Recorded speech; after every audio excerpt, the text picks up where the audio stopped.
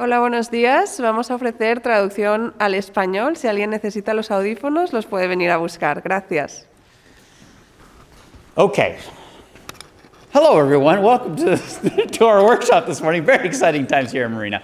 My name is Ryder Smith. I'm with a firm called Trippetti Smith. This is Jeff with the National Demographics Corporation. National Demographics Corporation is California's preeminent redistricting firm. They've done probably 90% of the district formations in the state. They happen to be involved in the last district formation here the only district formation in the city of Marina. In our firm, we do outreach and communications work. We're working with Jeff and the team at NDC in about 23 government agencies, counties, and cities throughout the state of California. So our job is to help make sure people are aware of this meeting, get a chance to be here. Thank you for showing up today and taking some time on your Saturday morning to be here. We appreciate it. I will just note that this meeting is being recorded. That's why I have this little microphone here. And when I come around to your table, please hold your comments until I can get to you with a microphone so you can speak into this. And then we were running back and forth with Jeff to help support that too. Second thing is we also have Spanish language translation going as well. And even if we aren't using Spanish language translation in here, we're going to have a recording of it, and we're going to overlay the video recording so that our Spanish-speaking population in Marina will have a chance to also understand what we're discussing here today. So, and if you need restrooms, by the way, they're out this door and around to the right. We also have lots of nourishment up here to keep your sugar level high so you can have lots of energy for discussion about maps today and keep this exciting. So today's goals are first and foremost to learn from the experts. I say this because districting and redistricting is a very esoteric, modestly complex process involving mashup of math and geography, software tools, and the law. And we have lots of ways that we try to simplify that and really engage the public, but fundamentally there's some complex issues here. And Jeff is very good about explaining those issues and answering questions. So the job here today is to answer your questions and get you up to speed on something that usually happens only once every 10 years. Then we're going to listen to you. Ultimately, while we might be experts in demography and district formation, you're experts in the community of Marina. So we want to hear from you today. And then we want to teach you about the mapping tools. These are some software tools that are available to help make the process of creating draft maps easier and invite you into that process so you can participate. And I really love this aspect of redistricting because this is one of the few public policy areas where the public gets to use tools that are very similar to the tools that Jeff and his team use at NDC to solve a public policy problem, but we empowered the public to do it. In fact, our dream is that one of you in this room, a member of the Marina community, are the ones who actually draw the map that is ultimately adopted by the city council as part of the redistricting process. So we would love that map to be organic and come from the public. Ultimately, today, we hope you leave here empowered, not only with knowledge and information about how to participate in this process, which still has several months to go, but also you leave here knowing how to give effective feedback and to go back and talk to your friends and family and neighbors here in Marina and get them involved as well. And then I would just raise the question why you should care. First and foremost, democracy works better when people are engaged in democracy. That's just a fundamental reality, and there's nothing more, a few things more representative or essential to good democracy than representative government and how we choose to elect our representatives. So it's great to have you here participating in a foundational aspect of democracy. Number two, and three, you're the experts in your neighborhoods, you're the experts in your community at large. So you're here to understand your neighborhood, make sure you feel like it's being properly represented, to tell us what that neighborhood is and how you don't want it cut up or maybe have a district line drawn through it. And then you also have broader knowledge about the Marina community and different communities of interest. That's a term you're going to hear a lot today, how those are represented and not divided in the course of drawing lines to create districts in the area. And then last, I'll just point out, this is a once-in-a-decade opportunity, right? So we did the census in 2020. 2021, we have the census data out. We're not going to do this again until we do the census in 2030, and we draw maps in 2031. So as handsome as Jeff and I are, this is your one chance to see us. And 10 years from now, we might not be as handsome because we'll both be 10 years older. All right, so our agenda today is to go through the process, rules, and goals and explain how this works. Then we're going to talk about neighborhoods and communities of interest. Again, that term, communities of interest, you're going to hear about that a lot today. We're going to go over the mapping tools that Jeff has available. And then we're going to talk about the next steps of how we're going to advance this process. So with that, I'm going to hand the microphone over to my good friend Jeff and take it away. Thank you, sir. Good morning, everyone. Thanks again for coming out on this Saturday morning. I'm going to talk a little bit about the process as we go through preparing for some of the challenges ahead for this redistricting process. There's a schedule, excuse me, and by law, I need to move over here. By law, the minimum amount of public hearings as part of this redistricting process is 4. I went like this, it's 4. There's 4. The first 2 are what we call pre-draft map hearings. There are no maps shared or anything like that. They're really to educate the public on the process and to solicit input on what we call communities of interest. You keep hearing this term, communities of interest. So those were held in July and in September. Actually, the second one in September was the date that the census data were released in California. Well, let me back up a little bit because the census data were released actually August 12th. The federal census data were released August 12th. But it has nothing to do with California because California takes all of the prisoners in the current California prison system and reallocates those individuals back to their previous jurisdiction. So it changes California's numbers, or it could change California's numbers a little bit. So those data were released September 21st. Our firm, National Demographics Corporation, found some abnormalities in those data, informed the statewide database. They corrected them and then re-released them on September 27th. Why do I tell you that? Because the city of Marina has until April 17th to get this entire process finished. So from September 27th to April 17th, it might seem like a short window. And relatively speaking, it is. Because typically, we would have had from March-April 2021 until April 17th, 2022 to finish this. So a little over a year. But if you're a county, like a board of supervisors, or a large city, like Pasadena or Fresno, you have a December 15th deadline. So it's really, really compressed for those particular jurisdictions. So we kind of count our blessings as it relates to the city of Marina and its deadline. So we have, in essence, plenty of time, but some might think, oh, we're really compressed. So to help with community engagement, this is not a requirement. This was something that the city invested in getting community engagement to be part of this process. It's held 2 workshops, last night and then this morning. And then you're here for that. That's great. Because some people are afraid or they're hesitant to go to a public hearing because it's, formal and you've got city council there and you're speaking and all this. We know that fear of speaking is one of the biggest fears, speaking is one of the biggest fears in the period in our lives. So having a kind of informal workshop like this helps break that down. And you'll notice we have no city council members here. That's also by design. So we're all preparing for draft maps to be submitted for the public hearing on January 4th. We have a deadline for public draft maps to be submitted December 21st because our firm, National Demographics Corporation, needs time to process those. So council and the public will see these draft maps very similar to the one that was adopted. They'll look something like this, at least this format. And then in addition to that, it'll have a table of data connected with it to inform the public, the council, et cetera. What does the map really represent, numbers-wise? At that January 4th meeting, it's our hope that council will pare down draft maps to be considered AKA finalists for February 15th. Folks can still submit draft maps all the way up until February 1st to be considered for that February 15th meeting, but we would like council to pare it down so they don't have a bunch of maps to look at on February 15th, kind of make it a little more efficient. And then they'll adopt on March 1st, that's the plan, through the second reading of the ordinance. They'll have the first reading on February 1st. Any questions on the schedule before I move on? Oh, thanks. Okay, so to do this, we must follow rules. And there are 3 columns there. 2 of the 3 columns are non-negotiable, and they have to go in this particular order. Federal laws, we must follow federal laws. We want to have the 4 districts in the city of Marina to have equal population, okay? Somewhat difficult to do, so the courts have allowed a 10% deviation or less. In fact, I like to go just single-digit numbers. I don't even like saying 10. But if we want, get as close to 0 as possible and have equal population across. And I think last night we said it was 5,606 per district.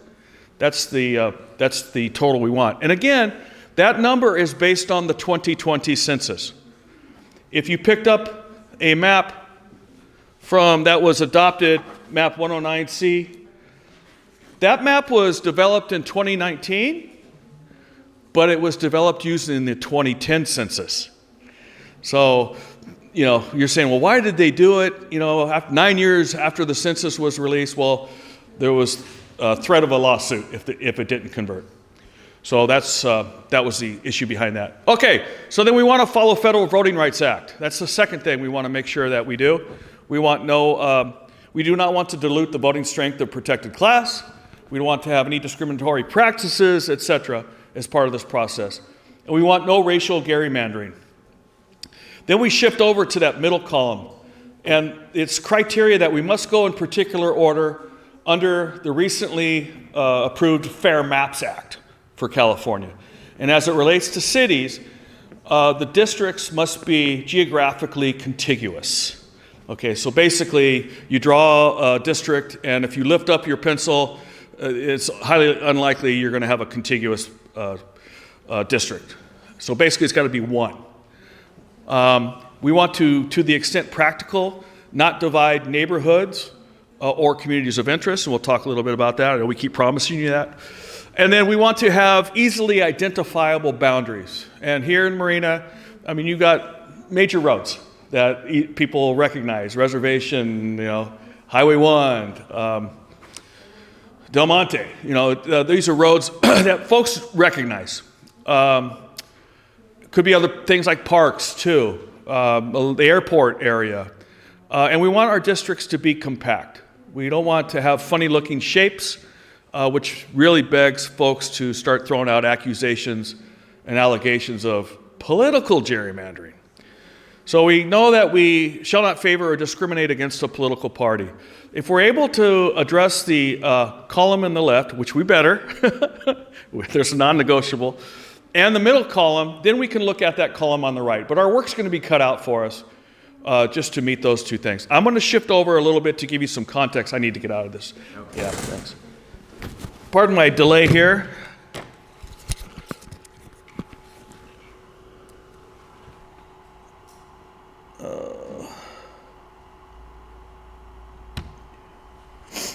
So this is what the 2020 census looks like, and it's a huge table with a lot of data. So every map will have this table. You're only seeing a small percent of this table, but based on, thanks, Ryder, based on the 2020 census, and remember I said we need to have a deviation of less or 10% or less. It's 31.5%. We're off.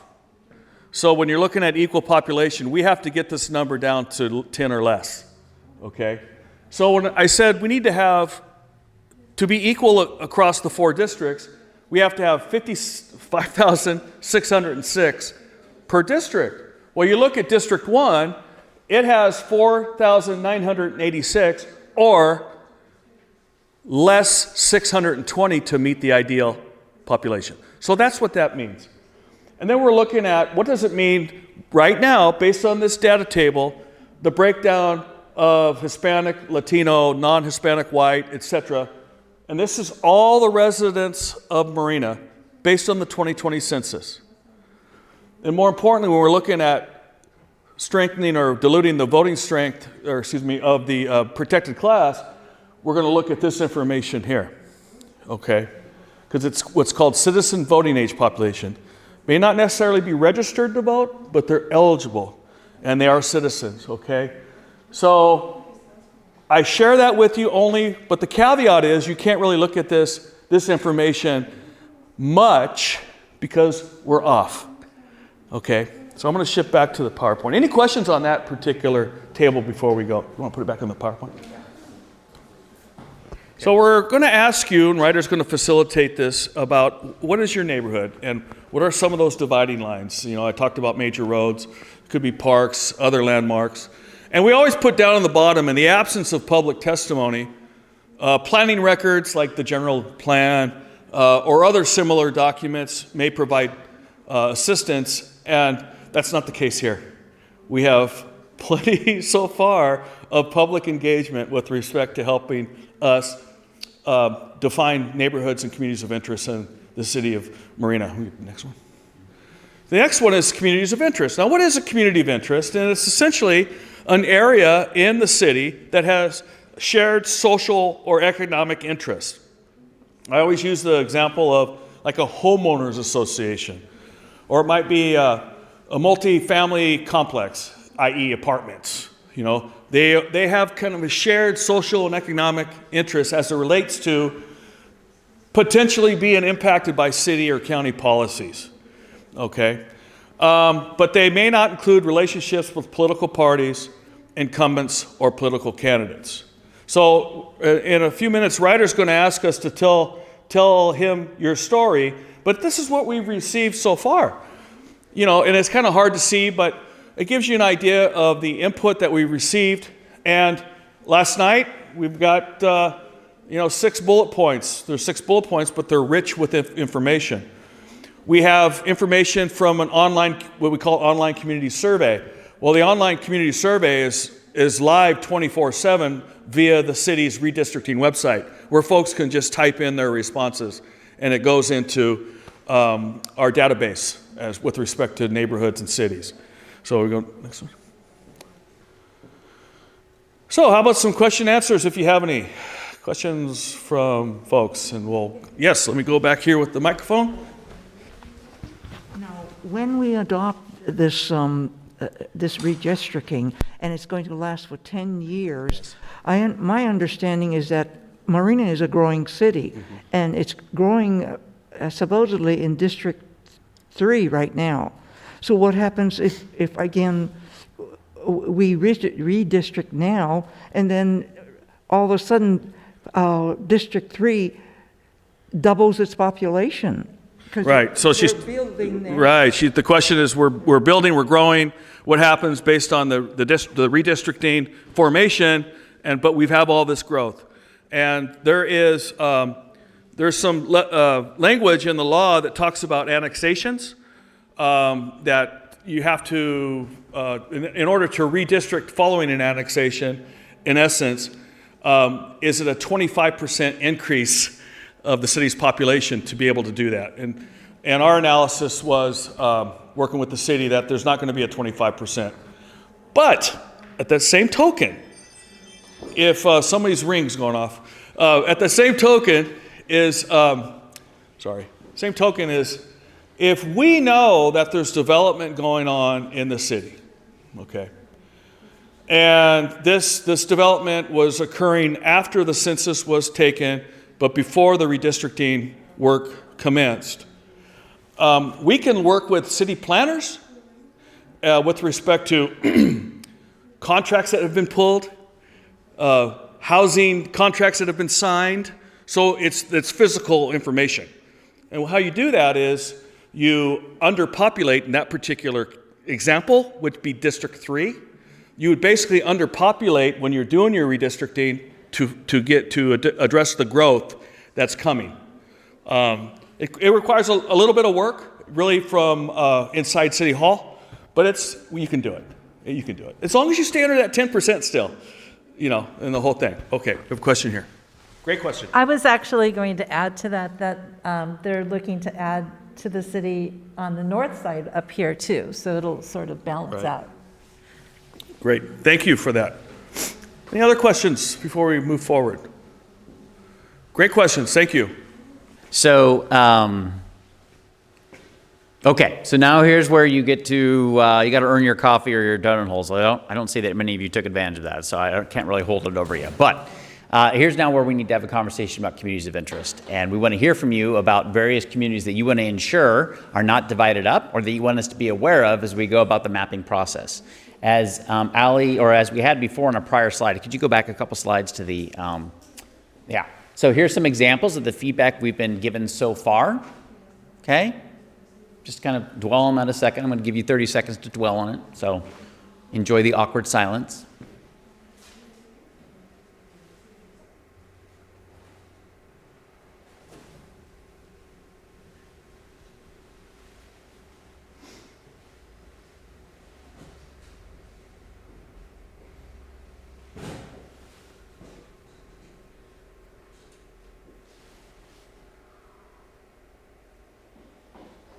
All right, I'll make it less than 30 seconds. And then, Allie, could you go forward again to the questions we had on the screen? Thank you. So, and these are some common questions. We actually pulled this from a great resource from Tufts University about how to approach this question of communities of interest. And I wanted to invite you to think about these questions when we talk about communities of interest, right? What is a geographic marker or a common gathering place that would indicate that there's a community that does gather, and then where would that geography be? What are some common concerns that people may share? I'll share a couple examples from other jurisdictions that we've heard about. Did a lot of work in Central Valley. We had one person comment that the soil type actually had an impact on communities of interest because certain soil types resulted in certain crops growing, and certain crops had certain communities of interest around those crops. We had another comment that had to do with places of worship and bringing some communities together around those places of worship. And we had other comments that were focused on fire risk. So a perception of, hey, we're in a wildland urban interface. The low foothill area has a lot of fire risk. So there's a whole community of folks that may have various economic differences and ethnic differences and jobs, but they're unified in the reality that they all share fire risk together. So that could be a community of interest that was identified, again, not by us, but by this community member. So I just share that to think about those communities of interest. And then sometimes the other one to think about that's easier to get us rolling today, so you can earn your gold stars, is to think about the physical environment and those demarcs that are well understood in the community that would help define where lines might go, right? So major streets. And you see some of that already in the current map, but think about major streets. We saw some of that identified in the prior comments. Major streets that would help identify areas or parkland areas or borders between major facilities or major landmarks in town where you know if you're north of this or you're south of that, that it could be an indicator of a particular district that you've shifted into. So I've done a lot of talking here to kind of give you a chance to think about these a little bit. Now I'd invite you to raise your hand and suggest to us if you can think of some communities of interest you'd like to ensure are not divided up as we go about drawing lines today. Great. Bravo for you. I figured if I stared at you long enough, I could get you to do Are you it. looking at me? I've noticed that several of the mobile home parks in town are along Carmel Avenue and another on Reservation Road.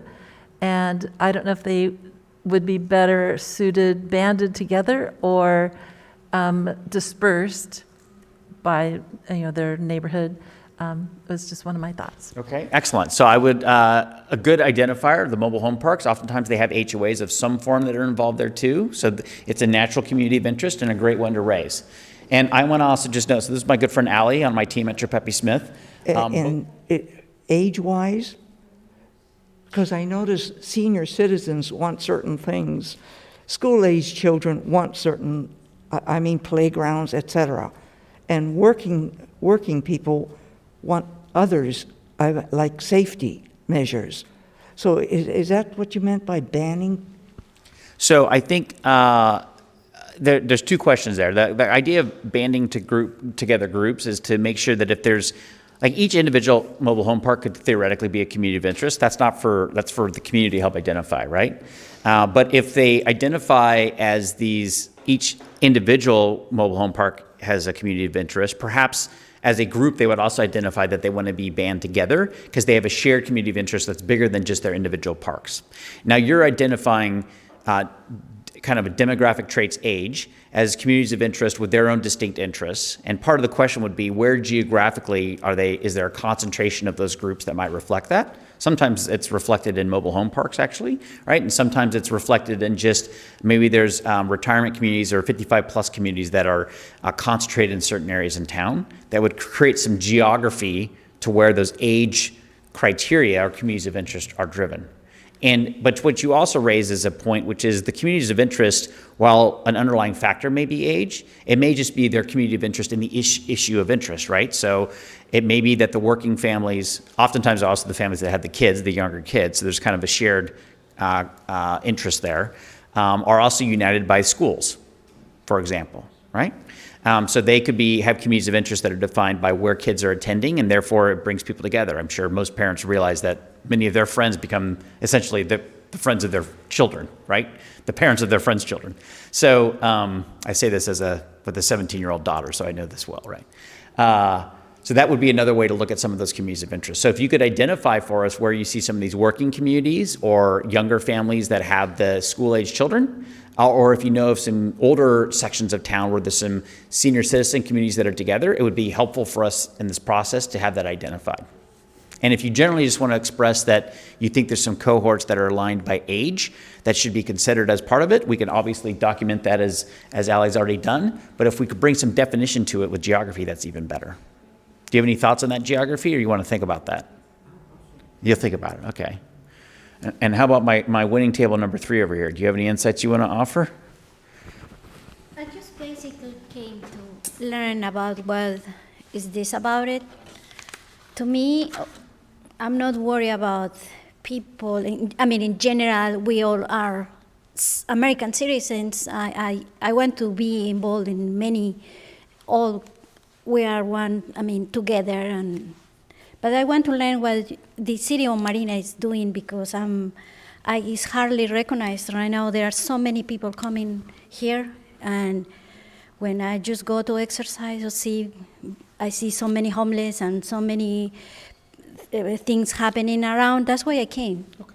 That's great. And as I noted early on, this whole process of how you elect folks is foundational to government and how government delivers services. So if you have an interest in government services, which obviously as an active resident you do, then more power for being here. That's awesome. And hopefully we're going to teach you. Have you learned something yet so far?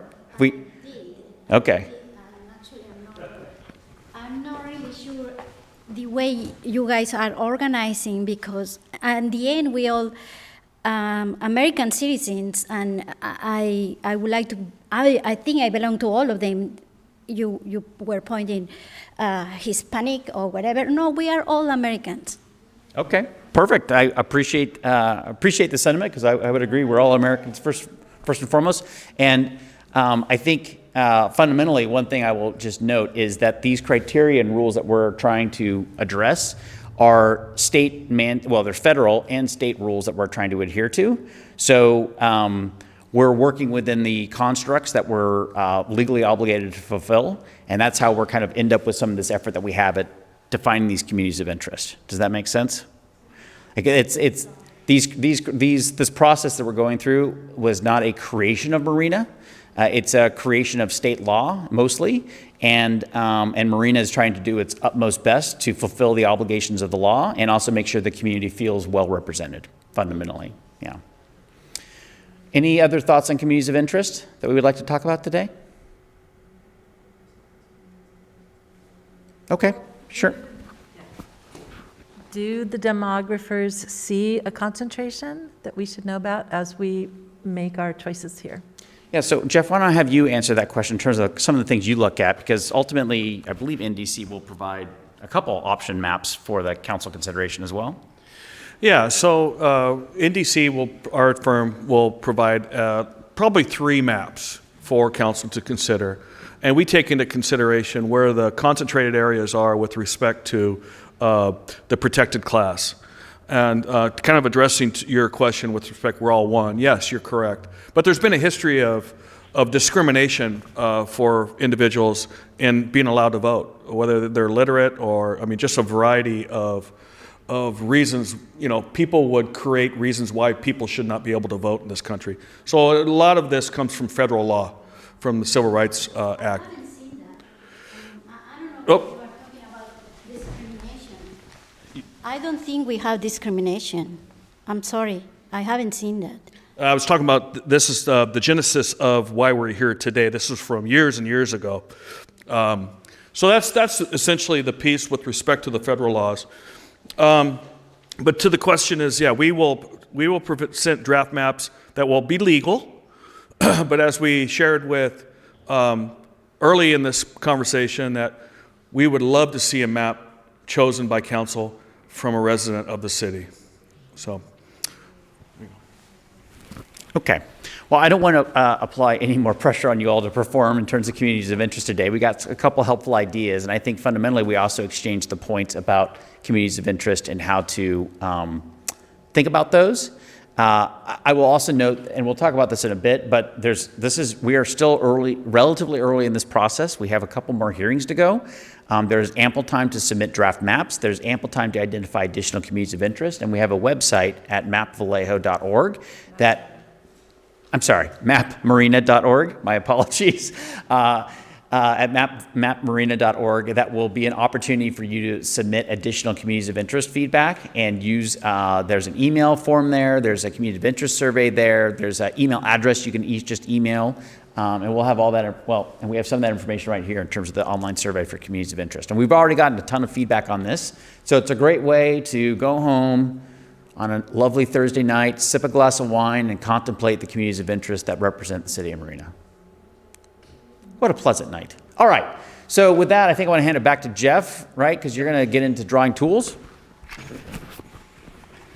So we won't spend a whole lot of time on this, but there's a variety of ways that folks can submit maps. In fact, right before we started this morning, we had someone come in and submit a map after attending last night's meeting. And they submitted just a paper map, which I'll talk about. And they said that they're going to go home and work on the online map drawing tool today. So that's outstanding.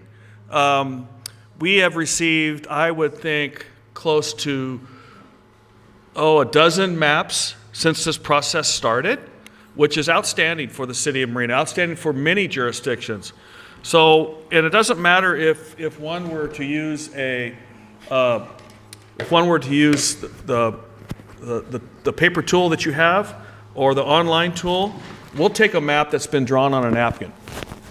And we'll try to best represent your thoughts there.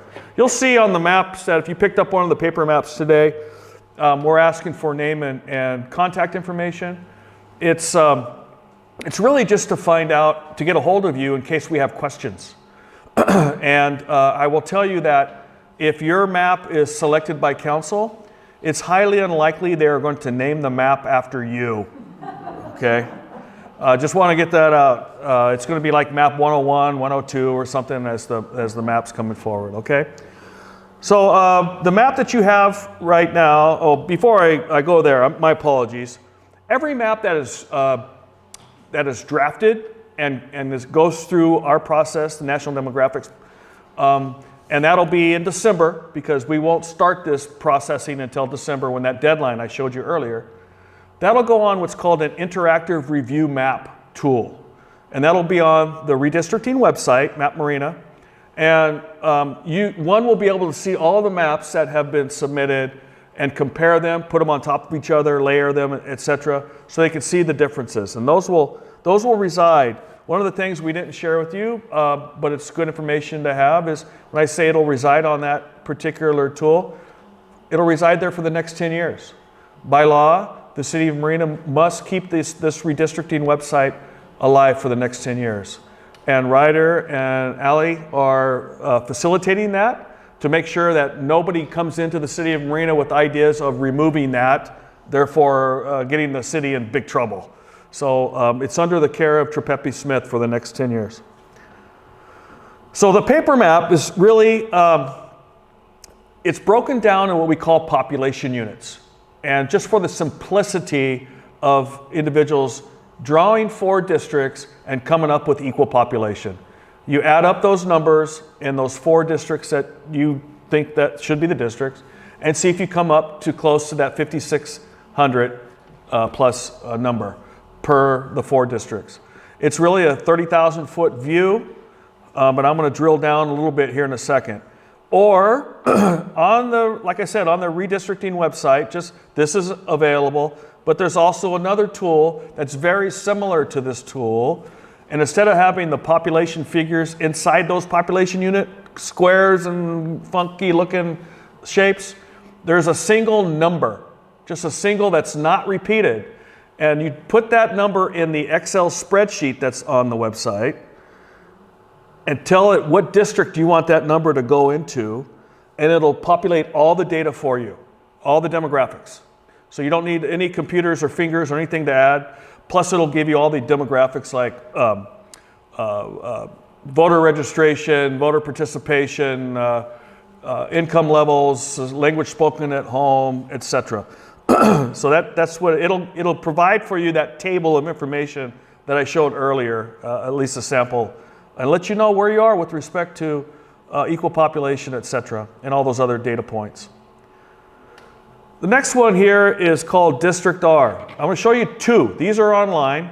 District R is a product from Tufts University. You heard Ryder talk about Tufts University a few minutes ago. This is a project from the students and staff at Tufts University. It's not a business. It's an outstanding tool. It's very easy to use. But I'm going to tell you, I recommend you don't use it. And I'll tell you why, and which other tool to use. They became so popular they can't keep up with the demand. And it's not a business, you know, their resources are only the students they have. And so in addition to that, here in California, as I had mentioned before, we have jurisdictions who have December 15th deadlines. Now, as I mentioned earlier, the census data in California were not released until September 27th. So then all these folks had to get their September 27th data to District R. And District R had to upload using that information, which it's not just California, it's nationwide. So they basically could not keep up with the demand.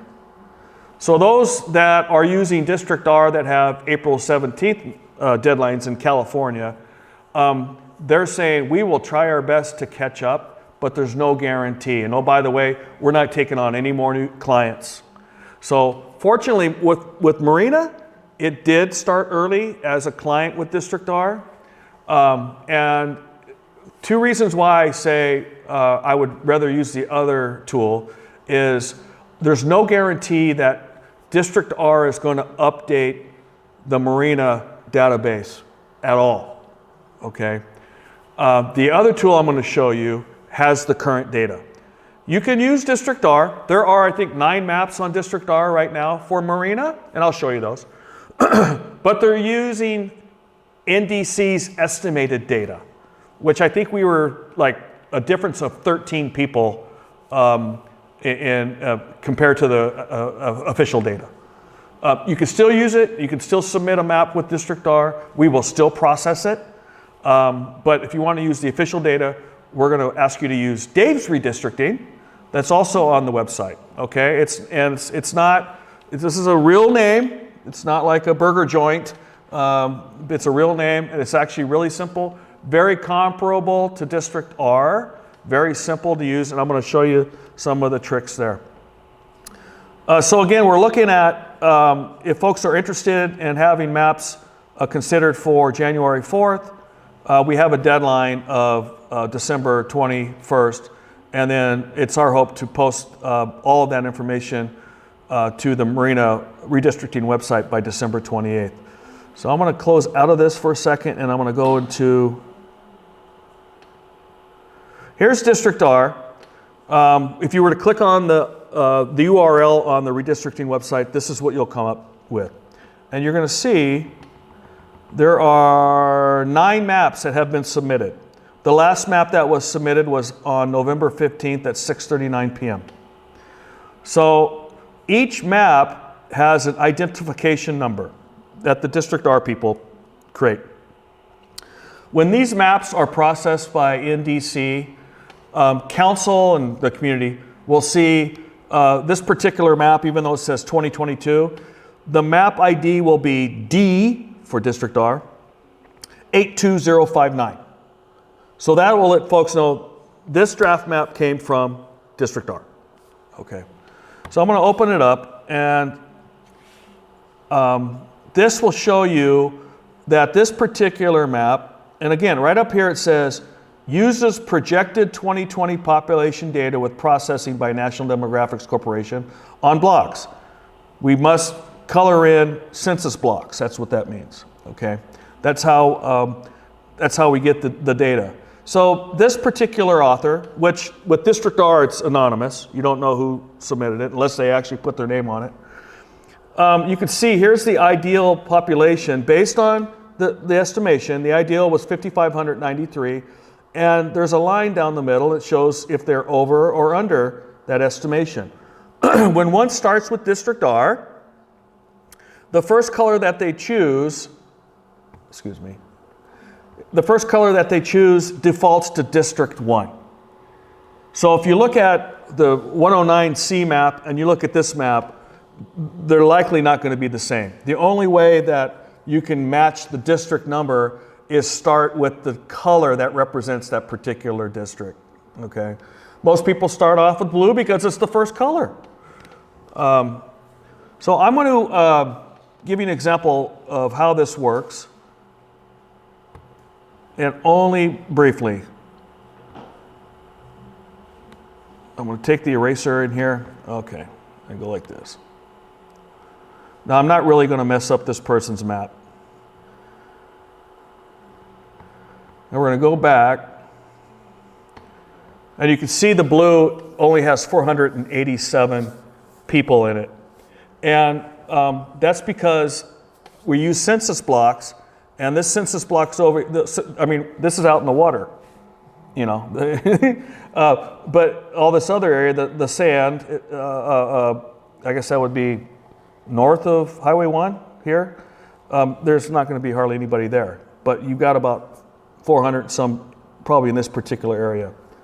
So I'm going to drill in a little bit so you can see the census blocks. And you can even see the houses. Come on. Oh, I'm erasing, sorry. The tools here, you have the finger, which is to move things, the paintbrush, the eraser, and then the magnifying glass. So now I want my paintbrush, and I need to add the blue. So you can see here's a census block, here's a census block, and you see how the number is increasing as I color in this area. Okay? And then when you're finished, you would save it. It gives you a number. You don't have to give it a name. You know, if you wanted to identify it for your use as you went back to see that map, that's all you would do. Now I'm going to get out of this. Nothing's going to happen because I'm not saving. I'm not going to ruin that 2022's map. I open it back up, and it's the same map because I didn't do anything really to save it. So that's District R. Again, it's with estimated data. Again, it's okay, but I'm going to shift over to what's called Dave's. When you go onto the redistricting website, there's a tab here. Before I go into Dave's, it's called Draw a Map. And I talked about the paper maps. You have that. Number one is what you may have picked up on your way in. It was on the flyer that went out to the residents, last week or something. And then you have the paper maps with the Excel tool. You notice we don't have an Excel sheet out here because it doesn't really work that way. You've got to use it online. And then I just went over District R, and you can see there's a training video for District R. So in case you forgot everything I just said in the last 5 minutes, you can watch this training video. It is a training video with Sacramento County, but in essence, you'll get the idea. And then Dave's redistricting, it also has a how-to guide. That's going to be updated with instructions on how to, because you do have to follow instructions. You have to log in and create an account in order to do a draft for Marina. If you don't, you're only going to get congressional, state, assembly opportunities. You won't get local jurisdictions, okay? I built the city of Marina for you, so feel free to go in. Now, I'm going to jump right in for the sake of simplicity. Again, you'll need to follow the instructions, log in, create an account, etc. But when it defaults to a map of the city of Marina, and it's defaulting with voter precincts. And very similar tools. You've got the hand, which is like the finger. You got the paintbrush and the eraser. If I use the paintbrush and I just started, it's going to do precincts. And over here is the number. I don't know if you could see. It says 3641. That's the total number of people so far that I've painted. I need 5606. Okay? And I'm very quickly going to go over that number. See, I just did it just like that. I went very quickly over that number. I'm going to back out of this by erasing what I did, because the reason why it just jumped up so high is because, again, it's drawing based on precincts. I need to shift over here this little thing called block. That's going to be census blocks. So I'm going to click on that, and you see nothing happened. Nothing happens until I click into a particular precinct, and all of a sudden you see these lines appear. These are the census blocks. So now I could, be a little more careful with respect to drawing a district with census blocks, and the number, right now I have 1151, etc. So it's a little safer way of doing it. And then, and then here's another thing I want to show you. You're going to have areas that don't have people. Come on, Jeff. That don't have people in them, but there's still census blocks, and this is probably Highway 1, Cabrillo Highway. We still need to color that in. Because remember, we want our districts to be contiguous, and we can't have any breaks. Even though it sounds silly, so you come back in, you color it in. I don't know why it's not coloring in. Come on, there it goes. Just, those are little tricks to see, so drill down to your picture. That's Dave's. It's really simple. It gives you the population information. It gives you the citizen voting age population as you're looking through creating districts. And again, follow the process, the instructions on Dave's. The other thing that I thought we had it on here. Yeah, we have it on here. If there's anybody in this room who's into map drawing software, GIS and those high skill kind of things, you're welcome just to submit a map using your own mapping software, and we'll take that too. With that, we're going to go back here.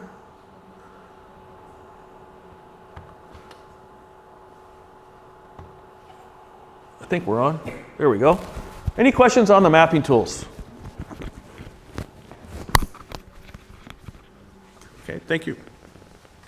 Thanks, Jeff. Highly effective as always. All right, well, we've come to the end of our morning session today. So Jeff and I are happy to stick around and answer a couple questions if you want to ask some things afterwards. But we appreciate you being here and taking the time to be involved in the community in Marina. And as noted here, this is not the end of the conversation, right? So today we're hoping that we gave you information, we answered your questions, and you feel more empowered to be involved in this process. There are a ton of resources on mapmarina.org. Please visit that website and stay involved in this process. There's a phone number you can call, and there's this fancy email address right here, redistrictingmarina@cityofmarina.org. I like how we did this inadvertent wave as part of it, just to really symbolize our proximity to the ocean. But in any event, you can email your comments and feedback there as well, submit your communities of interest, and on the website itself, as we note, there's a community survey, second from the right on the menu, where you can indicate additional communities of interest feedback. We will be taking this video and posting on the website at some point in the next 7 days, if not sooner, so it's available to the public. You can tell your friends who didn't make it here today to come watch it. They'll get the version that we restarted, so sans the excitement of the screen having Screenpocalypse 2021. And and we look forward to your continuing engagement in this process. So good luck, Marina. Thank you very much.